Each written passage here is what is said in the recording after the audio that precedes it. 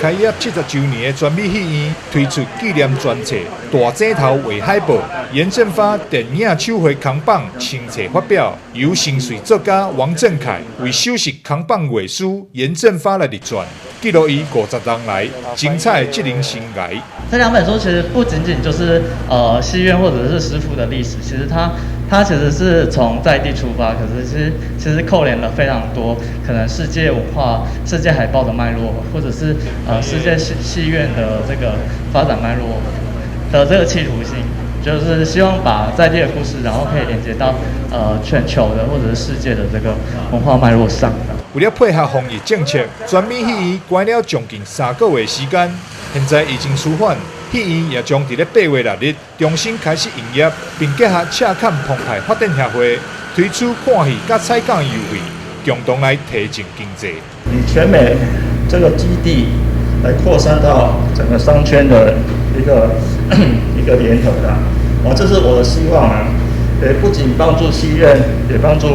整个我们附近的商圈邻居啊，所以今天当然很特别邀请市长来听听我们的心声啊，市长黄伟哲也特别出席新册发表会。老师走过战后这个陪伴台湾这个发展的一个重要的一段历程那我想说，这个是我们都不能够也没有办法忘记的一段历史那所以说，不管是全美戏院将来会再变成另外一个变装成为另外一个文化空间，或者是这个艺文空间那不管是放电影，或者办活动，或者举办歌唱会，或者是开会这个舞台不管是变成怎么样的一个使用方式，但是严老师的那段的画板这个电影的看板的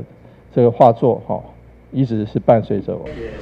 8月6日东港赤坎澎湃粉丝团也会开直播，并准备了心意满满的赤坎万成双澎湃礼包，甲观众朋友见面。赤坎澎湃发展协会欢迎大家每礼拜5中昼拢来关注粉丝团的直播。